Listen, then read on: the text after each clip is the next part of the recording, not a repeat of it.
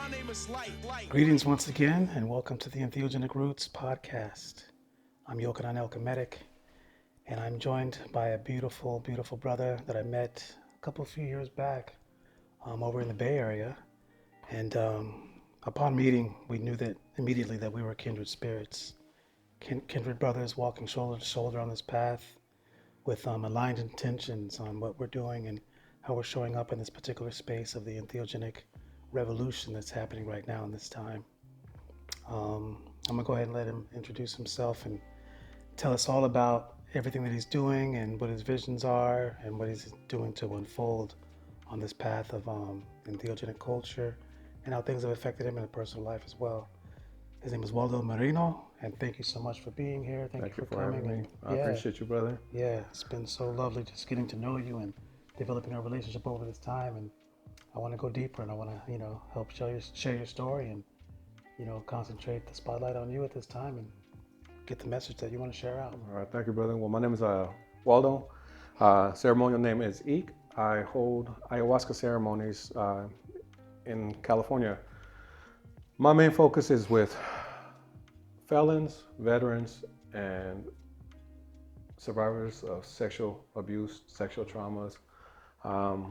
And it holds dear in my heart because I myself went through the struggle of growing up in the streets, in and out of juvie county, and then ended up in prison. Mm-hmm.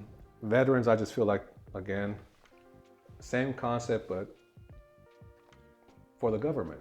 Right. They are their own gang, that they were sent out to do harm on others, not really knowing the truth, mm-hmm. And destroying themselves by doing that. And sexual abuse trauma survivors is because, I have family members that were sexually abused, mm-hmm. As children, and I held a lot of hate, a lot of pain, a lot of anger because of that. Because as a child, I wasn't able to do anything for my own family members. And now that I am older, I realize that I grew up that way because of what was happening around my family. Right. I grew up angry. I grew up hateful. I grew up wanting to hurt people because I wasn't able to hurt those that were hurting my family. Right. And so that's why I'm in this space, helping those that have gone through it realize that they can come out of it, that they can find their light, that they can find their love, that they can grow from what had happened, mm-hmm. and receive their voice and share their stories to show others their light and bring them out of the darkness also. Mm. So that's what I do. That's amazing, man. That's beautiful work. It takes a lot of resolve, a lot of resilience, a lot of compassion, a lot of experiential knowledge that informs your ability to show up like this. Tell us more about how you were introduced and what you were doing prior. And you spoke about the trauma-informed responses, of course. We can relate on all of that because I was raised up in the ghettos of Long Beach, hostile environment, exposed and influenced by the gang culture, drug culture, all these things as far as crack and, the street life. I've seen it all, and I can really relate on how those experiences, without knowing how to transform those impressions, how it can bring out the negativity and the dysfunctionality. And luckily I was introduced at the age of 15 to entheogens, and it was such a beautiful thing that opened my life and my mind and my heart. It showed me an alternative path on how to move in the world as a melanated BIPOC individual that was in a space that was predominantly white. People thought that psychedelics and entheogens were just for the hippies and, not for us or from us. It took a while, in fact, for me to even know and understand, wait a minute, this is actually coming from our people. My mother and my grandfather are Mexican, and my father, all native to this land, to this country, Aboriginal. And so it's in my blood. Like every time I've partaken of any entheogen, it awakened those ancestral codes. It reminded me. And it took me again later on knowing, understanding that, we are the roots of this. They are here, they've come to co-opt and to appropriate and reintroduce it to us as they've done with everything, right? We can talk about sugar, tobacco, all these different things that were always indigenous. They find it, capitalize on it, repackage it, give it back to us at this high price, which is also detrimental because they add a bunch of chemicals and whatnot That kill us. that kill us. And there's a method to that madness, as we know. Most But definitely. to bring it back to the original question, like, how were you introduced into entheogens, and what took place in your life? What caused that transformation? Ooh. So my path started with when I was younger. I think it was when I was 14, Mm-hmm. 15 years old. No, yeah, 14 years old.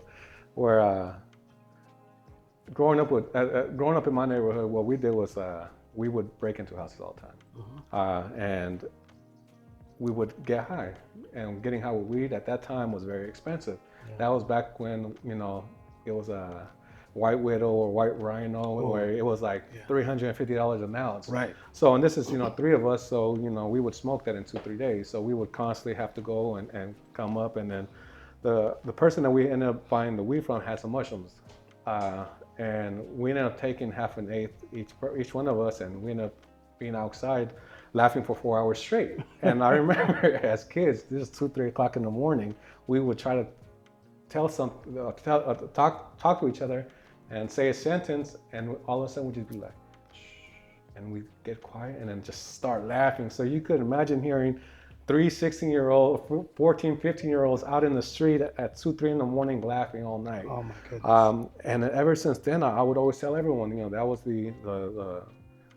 my most favorite drug. Probably 2 months afterwards, I tried mushrooms again, and this time I ate it while getting ready at home. And I remember walking to the bus stop. And as I got to the bus stop, it was a sunny, beautiful day, everything dimmed. Everything dimmed into an old amber color. And as I hop on the bus, I remember looking at everyone and thinking to myself, like, what is this person's life like? What brought this person to this bus? Why does this person look sad? Why is this person walking around with, money sticking out? At that moment, I was questioning everything. And this is me on the bus at, 15 years old, 14 years old. And once I finally got to the destination, I remember looking up and there was a palm tree. And then the palm tree came to life. And I remember just looking at the palm tree and I'm like, man, like this isn't real. Like, I'm tripping. I am tripping. And so I had that experience, but then, I got involved into heavier drugs. I ended up getting introduced to crystal meth by an OG. And at this time, everyone was doing it, so we didn't think that it was bad. And so I was smoking crystal. I was occasionally doing cocaine. Still smoking weed and drinking a lot. Since I was 11, I was drinking, so it's always been part of who I was at that time. Right. And then fast forwarding, to adulthood, I ended up getting in more trouble as an adult than as a juvenile. I ended up, committing more severe crimes, more violent crimes that could have ended me in prison for a very, very, very, very, very long time. Yeah. But I feel that, everything happens for a reason, and I was blessed enough to end up getting caught with a firearm leaving a club. And I was already a felon at that point, so I ended up getting charged for 2 firearms, possession of a firearm by a felon, and then ended up fighting the case for about a year or so. I ended up getting sentenced and having to turn myself in a day after my oldest son's birthday, a month after my middle child's birth. So I ended up having to go serve a year in prison for possession of a firearm by a felon. And coming out of prison, I had the mentality of how can I better myself? How can I better my family? And I got into my hustle mode. I started hustling. I made the most money I've ever made in my whole life that first year. But then I also fell back to old ways, drinking, partying, strip clubs, just blowing money like there's no tomorrow. Right. And this is where things pivot, because before going to prison, I went in weighing 230 pounds. Coming out of prison, I was 170, because once I go into prison, I'm already in program mode. Like, Right. we're here, work out, do what you have to do, Yeah. and get your mind right, get your body right. So coming out of prison and gaining, 50 pounds within a year, I was like, man, I got to do something again. So I decided to run a marathon. Wow. I've never ran a marathon before. I have brothers that have ran marathons. And I call my little brother and I tell my little brother, hey, I'm going to go run a marathon. And he tells me, no, you're full of it. You're not going to run no marathon. And I said, no, I am. I'm like, okay. I'm like, oh, let me call you back. So I ended up going on San Francisco Marathon's website, ended up paying for the ticket. I think at the time it was like $300, something like that. And then I send it to him and I call him like, see, I'm going to go. He's like, okay, hold on. And this is my little brother that lives in Hawaii. So 5 minutes goes by, he calls me back, sends me a message and screenshot that he's going to be flying in from Hawaii to run the San Francisco Marathon with me. Oh, wow. And so I trained for 4 months. I started with 1.88 miles. And I remember that very first run, I felt like I was gonna die. I was like ready to throw up and everything. And then I ended up getting introduced to a pescatarian diet. So I started doing that. Weight started dropping. My energy levels went up. My recovery levels went up. I ran my first half marathon 2 months at 1 hour, 56 minutes. 2 weeks later, I did a second half marathon, 1 hour, 48 minutes. And then 2 months after that, I was running the San Francisco Marathon. And then during this time, I was in contact with the director of the San Francisco Marathon, because at that time I was speaking to her because I was going to propose to my fiance, my partner, at the San Francisco Marathon at the finish line. Wow. So we had everything set up for this. And I remember throughout those 4 months of running, I would always have dragonflies following me during my runs. Whether it be 3 miles, whether it be 15 miles, I would have them follow me for miles, just following me. And I always found it a little strange, but never really clicked why it was happening. 2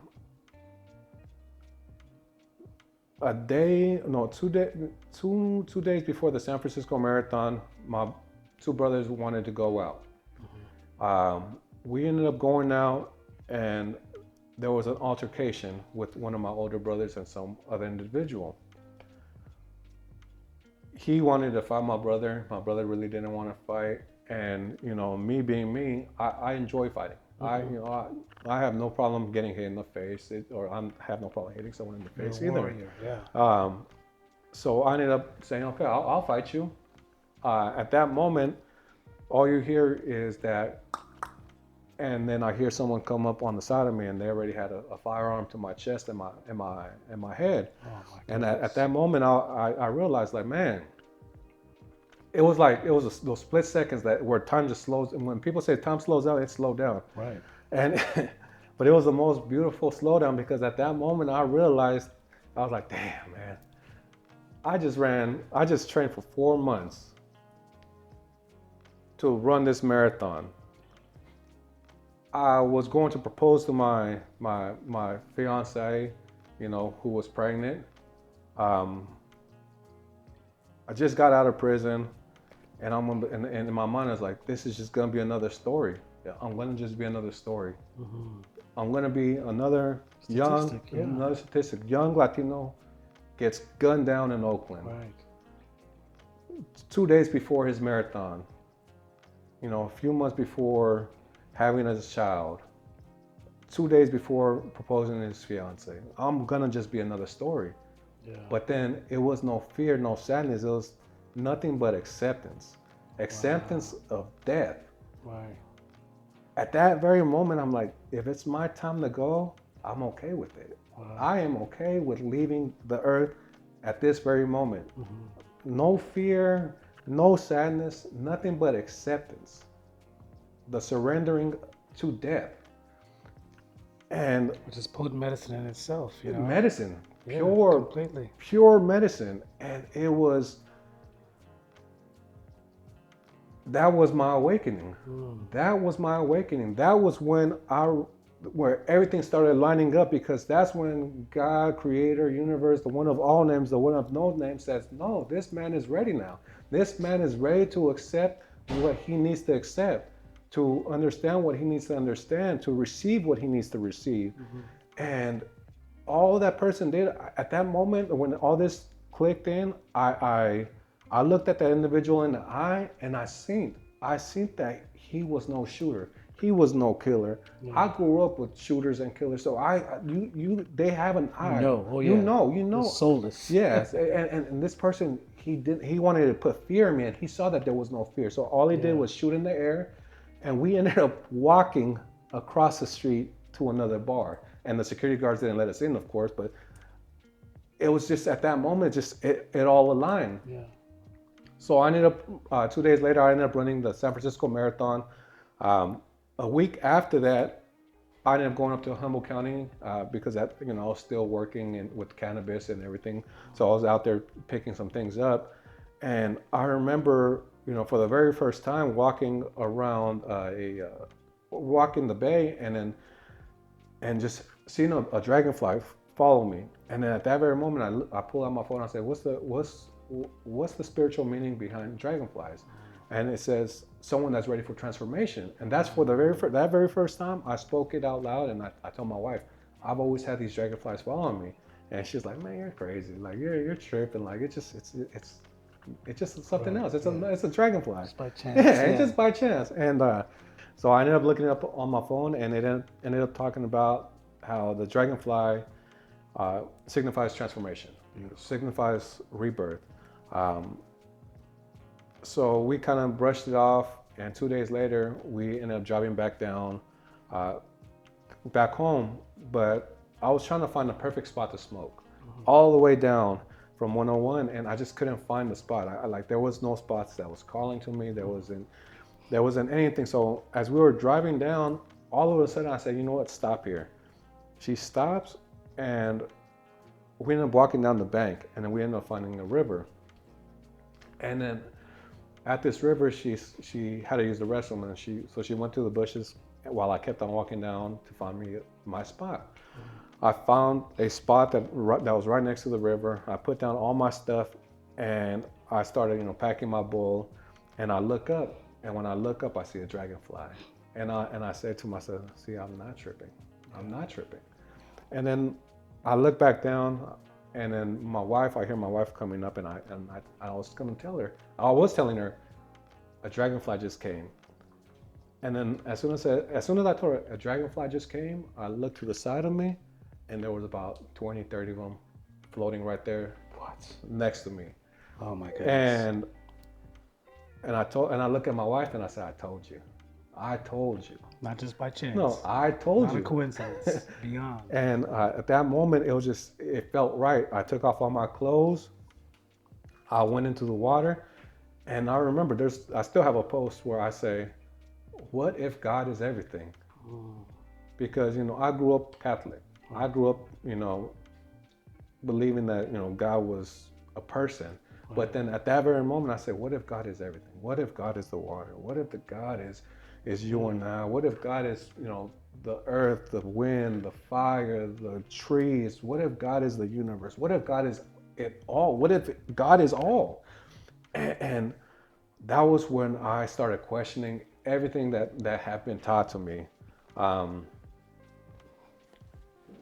And it was at that moment where I just knew. I've always heard, I've heard of people talking about taking mushrooms to go into ceremony and to let go of what they needed to let go. Right. And I feel like I had some demons that I needed to let out. And there were a few, three in particular. And I was always afraid because at the age of 15, there was a time where my mom would constantly take me to pastors to get exorcisms done. I see. And I would constantly black out. I wouldn't remember anything. I would get violent. Oh I wow. would get violent, and it was um, something that I held on to because I needed to hold on to it. That I understand now. I needed to hold on to whatever was within me for that time period of 30 something years. Um, and I was always afraid to let it out. So I finally decided that I was gonna go into ceremony and do what I have to do to let it out. Yeah. And I remember calling my tattoo artist, and he's like, "Yeah, I know the shaman. Uh, I'm gonna put you in contact with him." So someone ended up calling me, and a month later, I ended up getting invited to a ceremony, and I thought it was a mushroom ceremony. Okay. I thought it was a mushroom ceremony. 2 weeks prior, I call him and I talked to him. I'm like, I'm ready. He's like, oh, I didn't think you were gonna call. I'm like, yeah, no, I'm ready. I'm ready. He's like, okay, you have to do this. You have to prepare. It's a diet. I'm like, okay, what's the diet for? Oh, to cleanse your body. Okay, so I ended up doing this vegan diet, and then a week prior, I call him again. I'm like, okay, I'm ready. Can you send me the address? I'll send you the address a day up. So I'm like, so when are we gonna be eating the mushrooms? We're not eating mushrooms. What are we gonna be doing? Ayahuasca. Wow. Oh, okay. What's ayahuasca? And then that's where I just started getting into the documentaries and all this stuff. How old were you then? I was 30, 31, Okay. 30, 30, 31. So at that moment, it was like, you know, it all aligned. I invited my sister. She ended up going with me to my very first ceremony up in Mount Shasta. Okay. And as soon as I got there, it was a big group. As soon as I got there, everyone looked at me and everyone was afraid of me. Everyone seen something Yeah. within me and nobody wanted to be a part of it. No one wanted to be a part of it. And I remember like, okay, I was telling myself, don't worry, just, you're here for you. You're here for you. Was it a particular way you were dressed? Is it Just the how essence and the presence? my essence, my presence, Yeah. my What you were bringing in, right? my demeanor, the way I carried myself, quiet. Yeah. And no one wanted to speak to me or anything. Yeah. But I remember, it just felt right, so I didn't leave. I stayed. And I ended up going into ceremony, and I remember thinking like, man, you're doing it. You're ready. You're ready. And I was just thinking like, you're ready. It's time to let things go. Let them go. And that first ceremony, it was something else because I remember as soon as I went in, it was like a speeding rocket, but it was a rocket that was in slow motion that I was passing through this ancient cave, this red cave with hieroglyphs all over. And me just thinking like, man, like this is beautiful. This is beautiful. But then it was like, no, I'm just showing you this right now because you need to get ready. I'm like, get ready? Yeah, you have to get ready. Okay. And then that's when all the work started kicking. And I remember being in my sleeping bag, and then all of a sudden I started moving like a serpent. And then things just picked up. Things just got crazy after that. And I remember my brother Firehawk. He was a volunteer there, and he's a mentor of mine till this day. Till this day, he's a mentor of mine. I was going through my process, and it was that time to let it go. It was that time to let it go. And I remember everything, like how everything works in ceremony, how everything synchronizes. It was just that very moment that the energy was ready to just blow up. And I was in my sleeping bag covered from head to toe. And all he did was he opened the sleeping bag, and I remember going up. Very potent, man.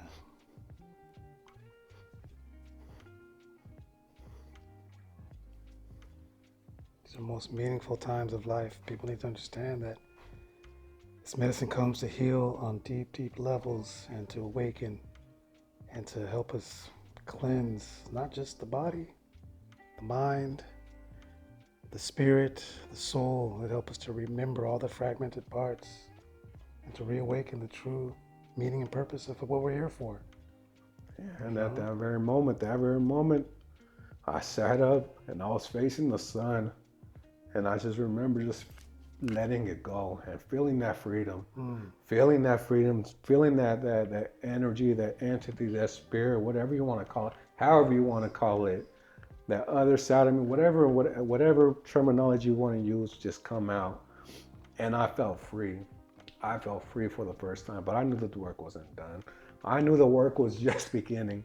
Yeah. But I knew the work was just the initiatic yeah. path right there. I knew the work was just beginning, and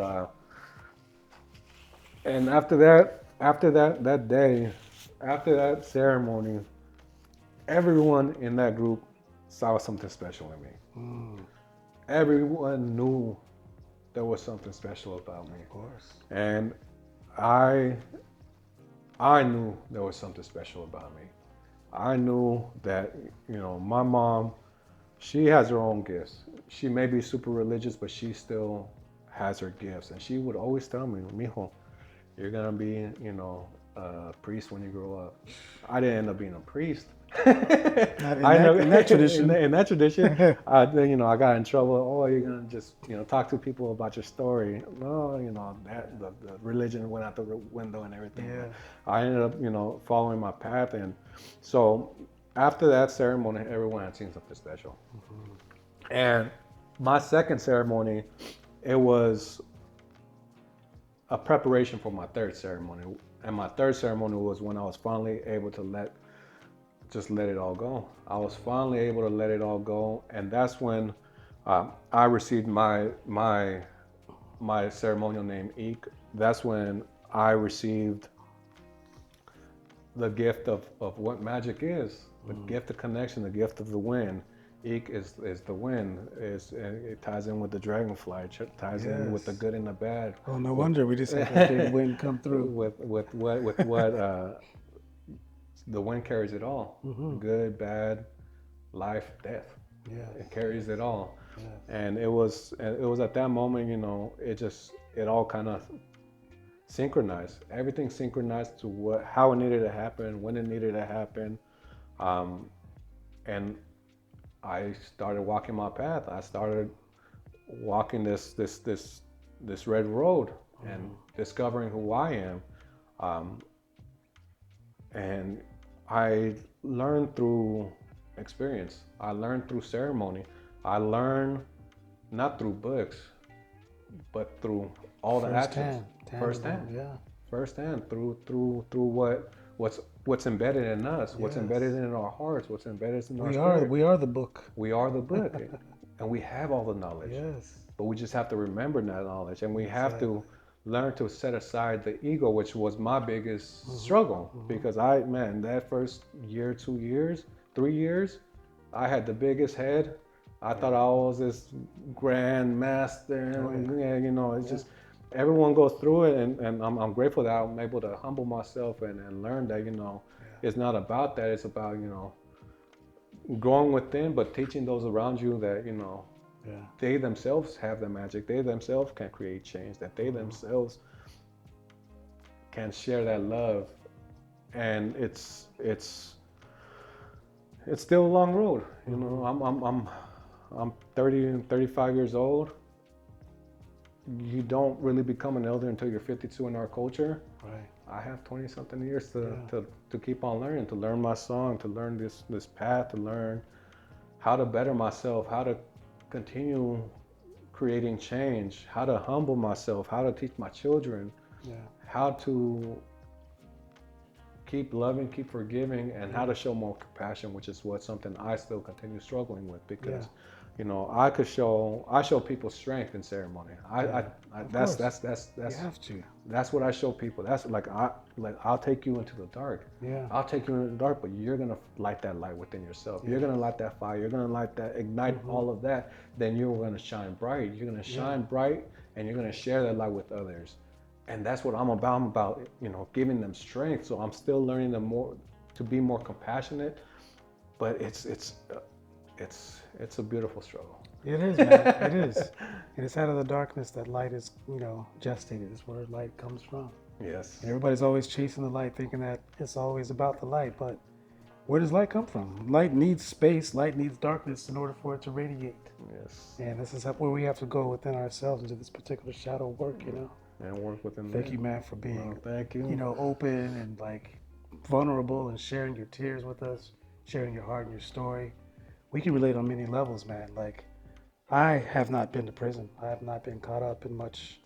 I mean, I did a bunch of crime growing up. I was a wild ass kid growing up in Long Beach, man. I did a bunch, home invasions, selling crack. I had a gun at one point, did some carjacking, never shot the gun.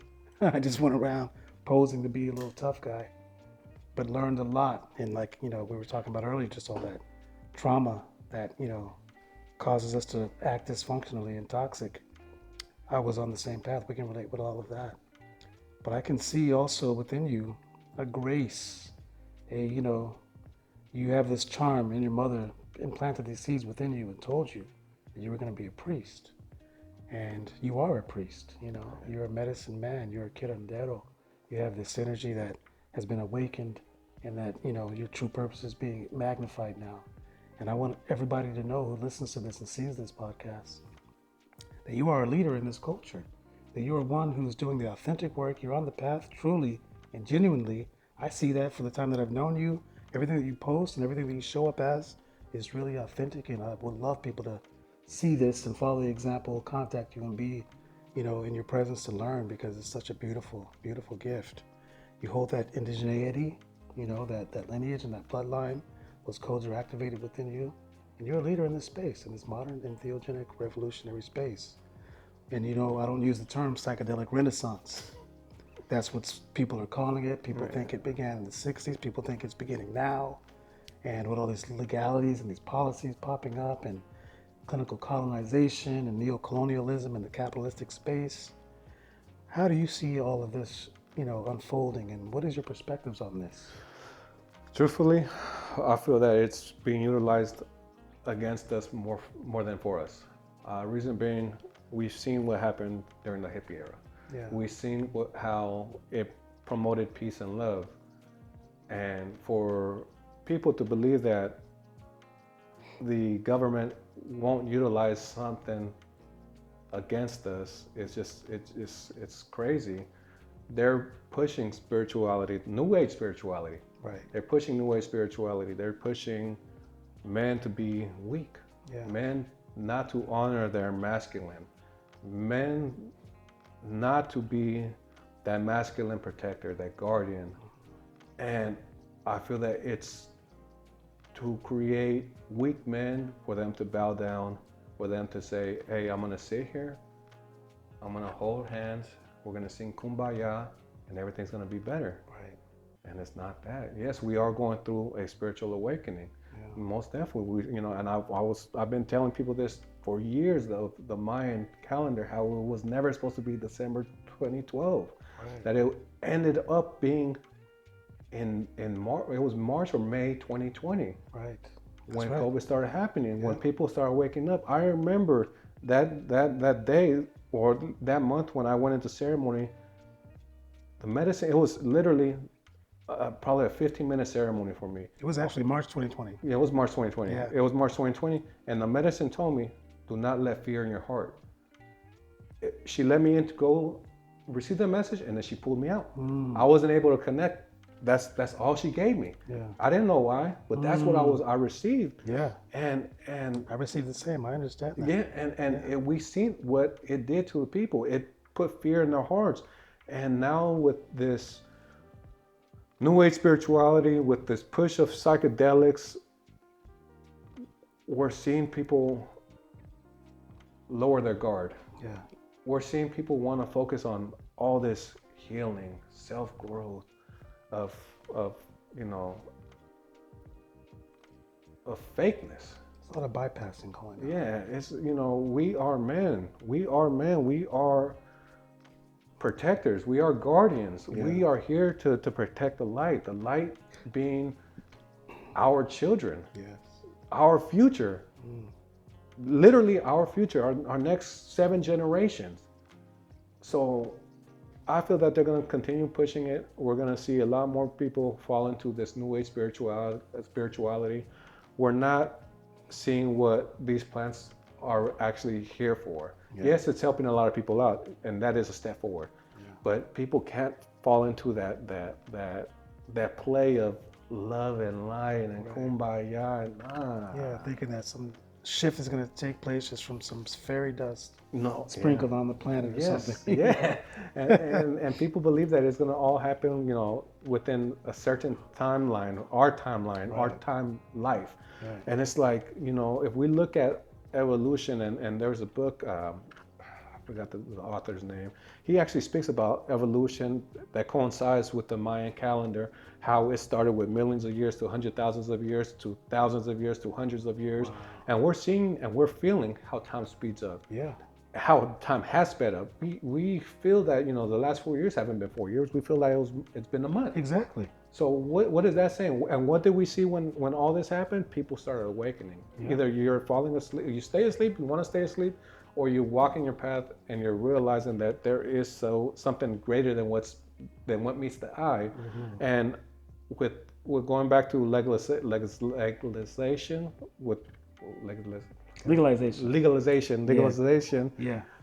Going back to legalization, we're seeing people just going into this space for all the wrong reasons. Yeah. Going into it to fill their pockets. Going in there to put themselves on a pedestal, to become a guru, to become a coach, to become a shaman, to become a healer, to become a curandero, to become something that places them above others on a pedestal. Mm-hmm.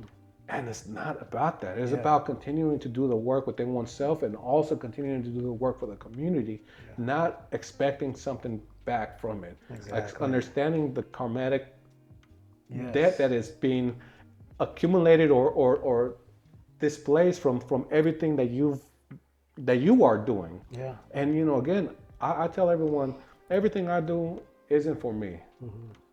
It really isn't for me. No. It's for my children. Like, let all that blessings go to my children. Let my children have a better future. Let them have a better existence, an existence of harmony, of unity with the land, with understanding of the elements, understanding of what connection and what magic really is. Yeah. That's what it's all about. And with, again, legalization, I feel that we are going to see what happened with cannabis happen with mushrooms. We're going to see the sacredness being tossed out. Whereas we see people smoke weed before they shower, before they eat, before they do everything and anything. There is nothing sacred about smoking weed anymore. About it. No intention. Yeah. So what's going to happen with mushrooms? Everyone's going to just eat chocolates. Same thing. Yep. Chocolates. It's already happening. Yeah. Gummies. Let's gummy. Let's go get high. Let's go get high. Let's go trip. Exactly. It's like, no, there's no intention behind it. Yes, again, it's here to benefit the man, benefit humanity, in what we call now is healing, Mm-hmm. releasing the traumas that have been imposed on us. But in reality, they've always been here as teachers. True. And we're failing to see that. Yeah, I get that, man. I see the same thing. And what I like to always explore that I don't see a lot of people in the space talking about. Some people, in fact, it was Baba Kalinda EE, who, rest in power, passed back in 2020, or maybe it was 2019, even before. I forget the dates, but anyway, his message was always like having a discernment as to what medicine is when we talk about plant medicine, and what tools to explore the consciousness are. Like, and there's a difference between the two. He always said medicine is being prepared. Ayahuasca, white chuma, the peyote, and but even on those levels, you can just even take a button. You can even just take the powder of white chuma and take it, and there's not much preparation involved. But iboga and different things we got to combine and concoct. These are made to be medicines, of course, and they have their healing potential that comes with that intention. Whereas psilocybin and others that are just there to partake of without any preparation, those are just meant specifically given to us to explore the consciousness, and to connect with the ancestors. And so I always, again, explore this question of, all right, if we're looking at plant medicines as the tool to help us heal from the traumas that we have, first question is, where does this trauma come from? Why do we have to heal from this trauma anyway? What is the source of it truly? Not, just we all have our own particular personal traumatic causes and what took place in our lives, in our families and relatives, and what these things did in the little bubble of our life. But beyond all that, we can see that we're living in a neo-colonial era where the collective trauma came from colonialism. 100%. And so these people are not saying that, well, we need to heal from this, when really, that's what it is, especially when we talk about the BIPOC community and our culture. We have a lot to deal with, a lot of trauma that came from outside of our families, outside of our tribes, that were imposed upon us. And my question is, what were we doing before there was trauma to heal from, working with plant medicines and working with these tools to explore consciousness? And the second part to that is, how would the indigenous wisdom show up now in this era, in this climate that we're in, where legalities are taking place, policies are being made, people are popping the gummies and the chocolates and putting out products that are just for recreation? Like, what would they say to this? How can we call on them to ask for guidance in this space? Oh man, that's a heavy question. I feel that, can I share a story for Baba Kalindi? Of course, yeah. please. Yeah, please. no man. So I've heard of Baba Kalindi a few years ago, Yeah. and I wanted to go see one of his lectures, and unfortunately I didn't go, and I do regret it. I do regret it. Yeah. But I never went through any of his. I've never listened to any of his lectures on YouTube or anything. Seeing that man just on this flyer made me want to go hear him. Yeah. Well, probably about a year ago is when I did a 15-gram journey on my own, and I remember it was one of the most scariest things of my life, but the most necessary. Yeah. And I remember a week after my journey, I finally decided to put on one of Baba Kalindi's lectures. Okay. And he started speaking about the same space that I went to. Yes. Exactly, 100%. And I'm like, what is going on? Like, this isn't coincidence. This isn't something that, again, that we take lightly. This isn't for healing. This is to learn. To learn. Yes. And that's a reason why I don't hold space for mushrooms, because I go into these deeper realms for myself, to strengthen myself, to learn myself, to grow within myself, to test myself. Because when you go in these higher realms, it's oh man, you're gonna get tested. Like, and I feel like there's like levels to it, which Kalindi talks about. He does. Talk about the Planck levels, the quantum levels, and it's like once you get past a certain fear aspect, like you're able to go into the next one. So, I understand the concept behind microdosing. I understand the concept of taking 3 grams, 5 grams. But I don't like using the word healing either, because it's non-existent, at least to a certain degree, because everything that happens in our life happens for a reason, whether we like it or not, whether we want to accept it or not. It happens for a reason, and we grow from that. We evolve from that. We evolve that pain, that trauma into strength, into fire, into something that we can create abundance of and share with our fellow members in our community. And I feel that indigenous shamans, medicine men, curanderos continue using these as spiritual growth to help remember who we are. And I don't see this happening with legalization. I don't see it happening. I see that, 1 out of every 10, 15, 20 people might have an experience to where they're like, oh, wow, I took too much, but it was the most beautiful experience of my life. But we're also seeing it become just a recreational drug. Just like with dabbing, when wax started coming out, people just started smoking more and more and more and more and more. It's potency. And we saw that it destroys them. It makes them dumb. It keeps them down and out and quiet and just stuck. And I feel that it's gonna happen with mushrooms. Yeah. People are gonna just do it just to have fun, and it's gonna be another party drug, and the sacredness is gonna just be torn apart, and people are gonna continue making millions of dollars on it now. Yeah. And there is no, I don't want to say it out loud, but I feel like there's no stopping it. And there are people that need to speak up and that need to hold space for what these teachers are here for. Yeah. And these teachers are here to teach, Exactly. not to heal. Right. And yes, they are healing, but again, they're teachers. Right. They're going to teach you to get yourself out of that hole. That's the thing.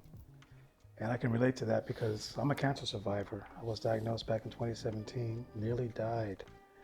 And you spoke about having an acceptance with death, coming to that point of receiving that download. And that's where I came to, same way. I was on my deathbed for like 9 months straight. And I couldn't walk. I was in a wheelchair. My son had to take me to Mexico for healing at this one particular center, the Immunity Therapy Center. And I was in a wheelchair when I got rolled down there. Second day I was on my feet walking again because the therapies are amazing.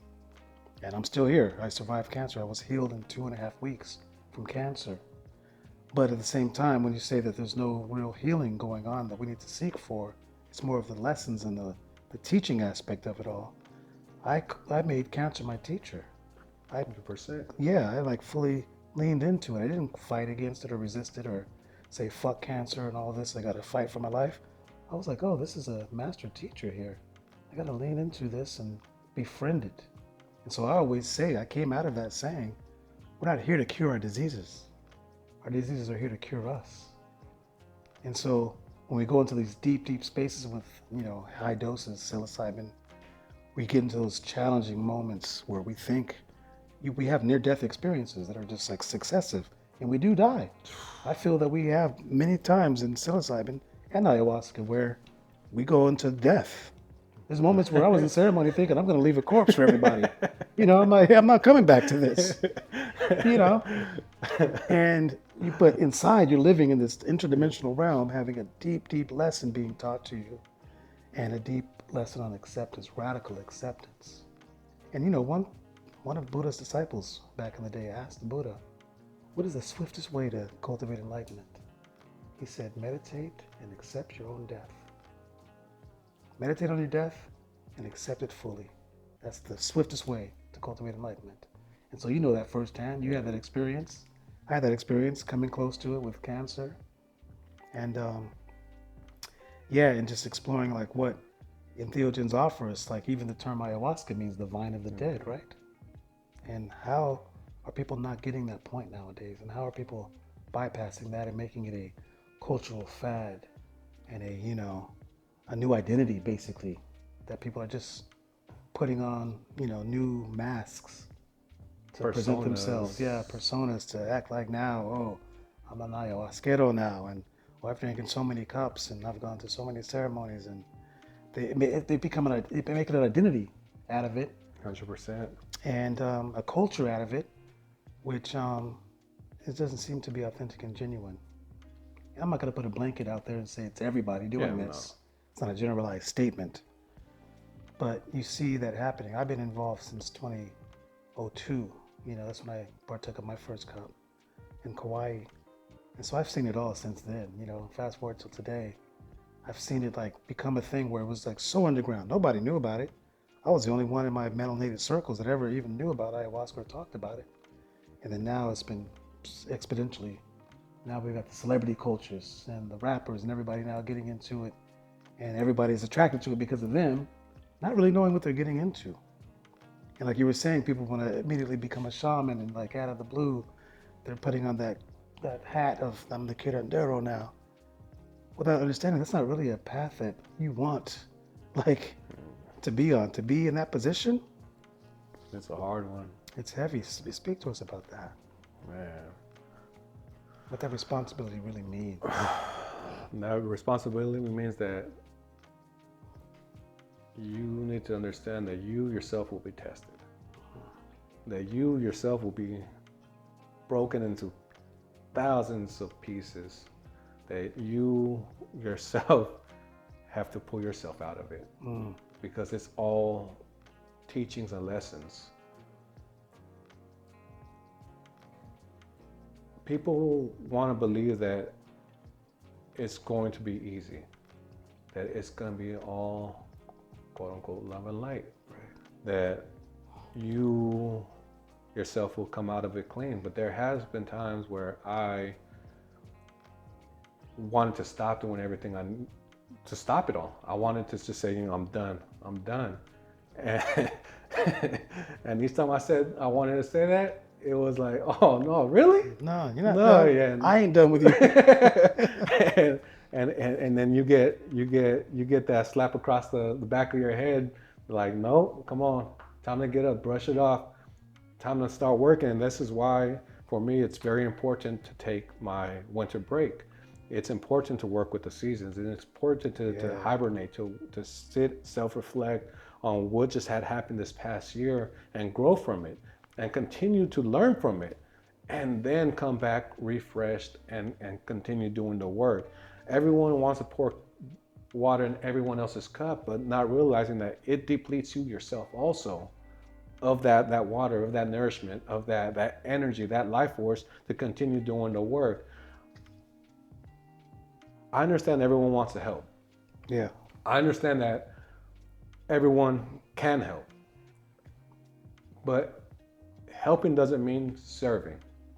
Right. Helping can be speaking, can be showing compassion, can be showing forgiveness. It can be uplifting your community.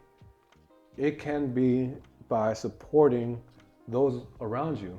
Mm-hmm. It can be by teaching your kids how to live off the land. Right. How to grow food.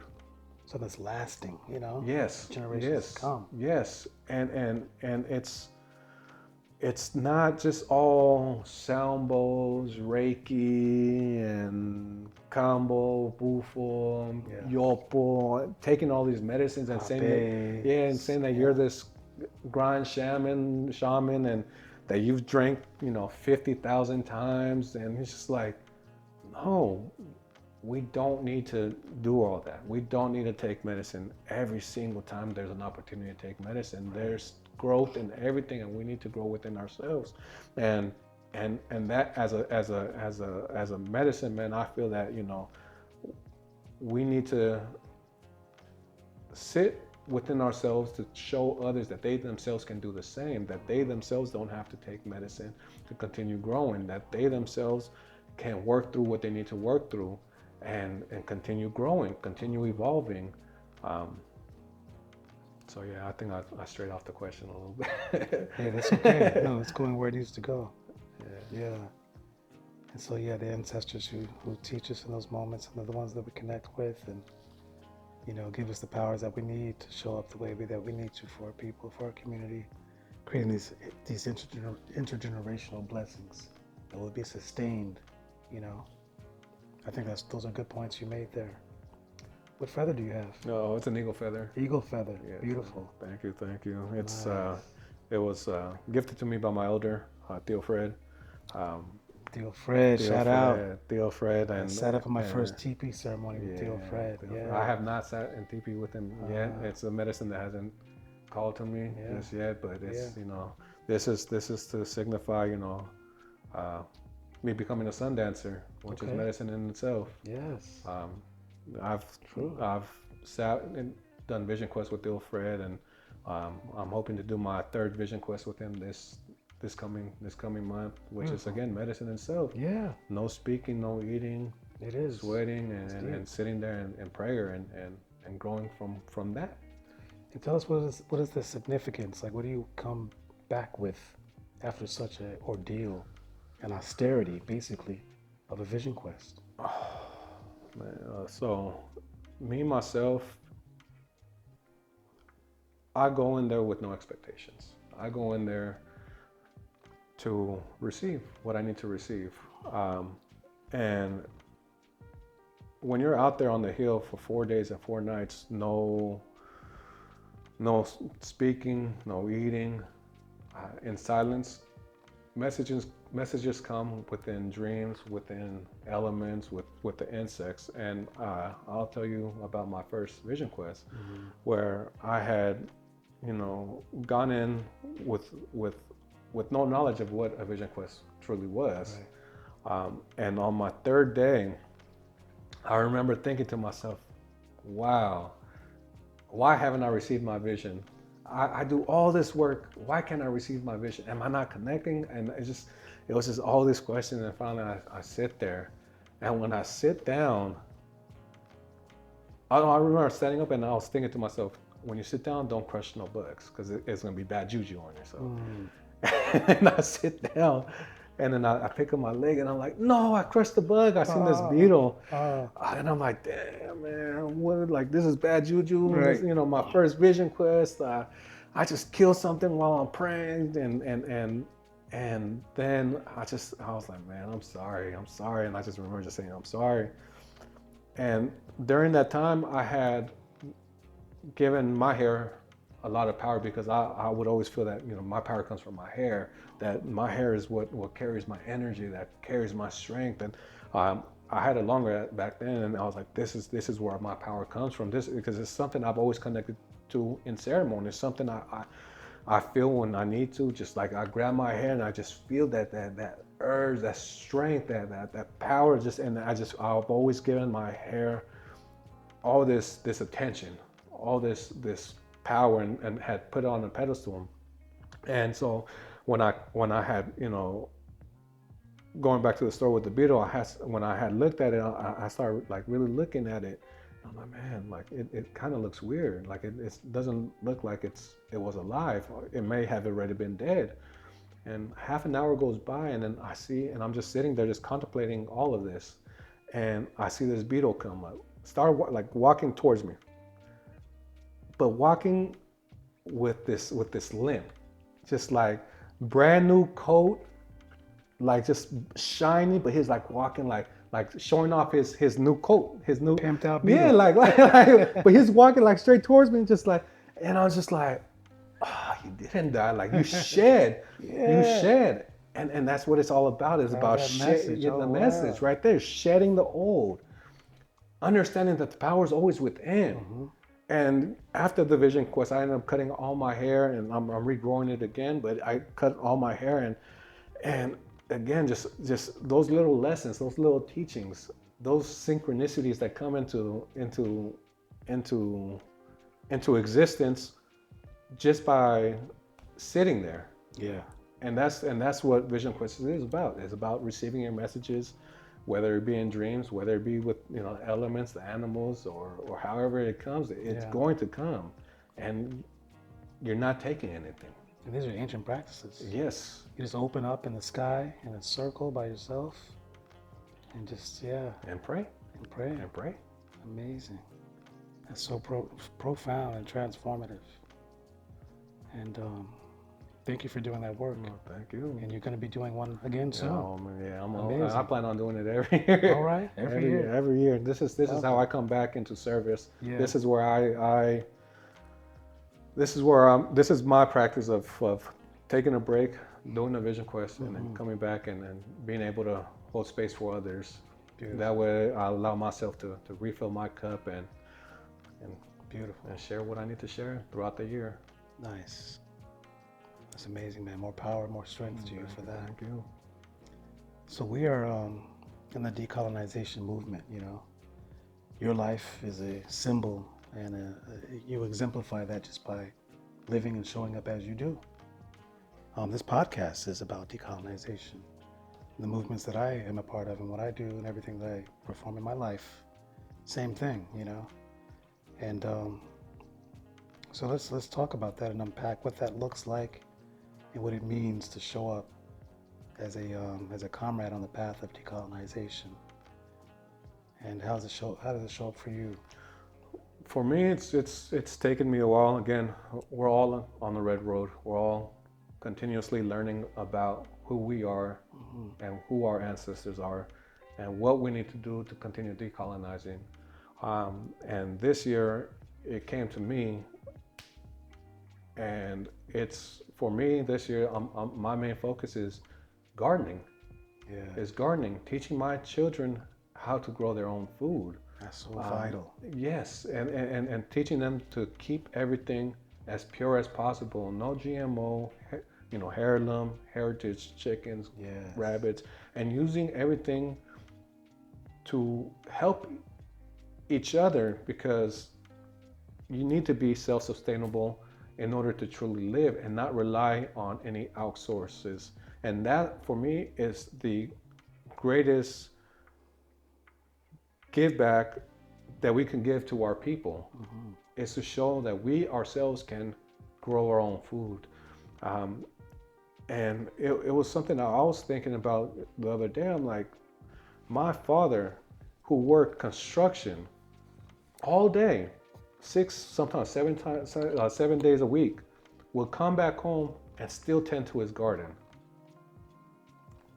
Even though we lived in the city, we lived in Hayward at the time, we had a little backyard, he still tended to his garden. My grandfather in Mexico has a ranch, has a farm. He tended to his livestock, to his lands. Yeah. His great-grandfather did the same. His great-great-great-grandfather did the same. And that's a superpower. Yes, and here I am on a quarter acre, not utilizing the land. Yeah. Always focused on growing mushrooms or cannabis, not realizing that, or not wanting to grow my own food. So for me, this is what how I am decolonizing myself, is by raising my own chickens, by raising my rabbits, by growing my own food, by growing my corn, by growing my tomatoes, by getting back in touch with the land itself, by getting my hands dirty within the land, not just in ceremony getting dirty and rolling around in the dirt. No, it's time to rejuvenate the land and grow off the land and understand that the land provides its food, provides us shelter, provides us water. But we have to put in the effort to continue decolonizing our own minds, and not always wanting to just go to a grocery store and pay someone else to grow our own food, and realizing that everything on these shelves is made to kill us. Yeah. Is made to kill us. And we could talk about how the push of veganism, of plant-based diets, of people saying that meats gives cancer. I believe that everything gives cancer if everything is being injected with hormones and antibiotics and all this other stuff. Once we get back to our true self, of our ancestral diet, of understanding that these foods that we eat with the seasons, that we eat our greens during spring, that in summertime we eat our abundance of fruits, that in fall and in winter that we have our meats, then we can really start working and decolonizing ourselves also. Yes. Not only spiritually but physically. So that's important to understand. People need to know that when we talk about decolonization, it's a real tangible thing that has to be in our day-to-day lives. Yes. And that was one major thing they took away from us. I remember growing up and seeing the Cambodians, the Vietnamese, the other Mexicans around growing in the plots that were just there in these congested areas of neighborhoods, and laughing at them when I was a kid, like, what are you doing growing here? Let's go to the store, not understanding that, wait a minute, that was a colonized mind within myself at that age. Yes. Like dissing them for what it was, a gem for me to see that, because they were planting seeds, figuratively and literally, pun intended, to show this is how you live. This is what human life is about. This is what they took from us. Yes. And like I said, it's a superpower to have these gifts, because as we now know in this modern era, they're talking about putting vaccines in tomatoes and lettuce, in the freaking tomatoes and the produce. And I feel that when they start saying they're going to be doing that, they've already been doing that. Yes, most definitely. It's been happening. And like, why do we have so many people with sicknesses running around all the time, especially in this year? We've seen everybody in my circles and everybody else's circles just dropping like flies every week from some weird variant of this bioweapon. Yeah. And I feel that this so-called vaccine is not only just in these jabs, it's also in the food now. Yes, most definitely. It's in the geoengineering now. Or it has been for a long time. They're just finally trying to they try to give you the information just to little by little prep you for it, the GMO, projected programming, I feel that GMO has always been part of it. Completely. 100%. They've always been poisoning us, and everyone still believes in a magic pill. Yeah. Whether it be pharmaceuticals or whether it be plant medicine, they believe that this is gonna a one fix all. And no, like the work is always outside. We continuously have to continue, strengthening ourselves physically, mentally, spiritually. Yeah. And we need to eat right. We need to, don't get me wrong. I'll still go get some tacos at the taco truck. Yeah. Oh no. But it's we give ourselves a leeway to play. Yeah, but little by little, you start working on yourself and growing your own food and trying to just eat right. I feel that once you start eating right, you can achieve a lot. And I've seen it firsthand. When I went on a raw vegan diet for 1 week, I remember having on the seventh day, I remember sitting down and just having this intense vision of an elder woman. And this other woman was going to speak with me, and I said, and this is with no medicine at all. And I remember saying out loud, I don't want anything to do with this right now. And I went to the counter and I ate some fries because I like that was like my instinct, like just eat something that's gonna destroy the connection right away. Because I wasn't ready to have just visions just out of nowhere like that. I was just like, no, I'm not ready for this right now. Like I'm not ready. And so I do believe once we start decolonizing our mind, our body, we can achieve a lot. We can start connecting with the divine a lot easier without the use of quote unquote plant medicines. So yeah, that's beautiful, man. What a lovely message. So we've covered a lot. We had a beautiful, deep conversation.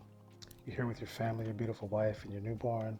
Don't want to take up too much of your time, but would like to give you the platform to share with us in closing, some closing reflections, some messages you want to leave to the community and to the broad culture out there, the entheogenic culture, those coming into the space. And also, how can we be in touch with you? How can people find you online and follow your works and be of support?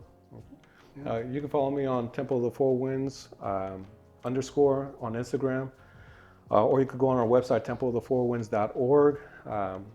And my message for everyone is be true to yourself.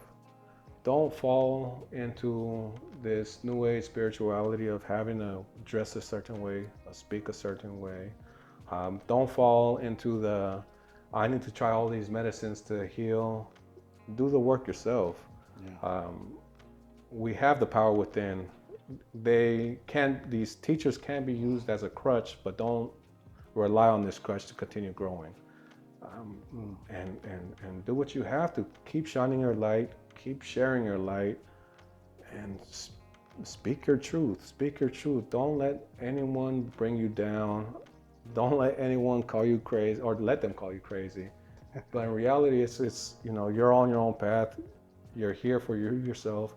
But most importantly, we're here for the children. We're here to protect them. They are the light. They are our future, literally our future. And if we're not here to protect them, then who will? Exactly. No. We're here for the women. We're here for our children. Yes. Thank you so much. Thank you. So beautiful and potent. Yes, so please, everybody, tune in. Stay tuned. We've got a lot more coming and developing with this podcast and this project of the Entheogenic Roots, covering the indigenous origins of the psychedelic culture. And this is just a beautiful joy to share these messages, share these presences of powerful people with you and what their stories are, and highlighting the BIPOC presence that's here. So stay tuned, like, share, follow, all the good things. Ring that notification bell. And yes, thank you so much for tuning in. My name is Light.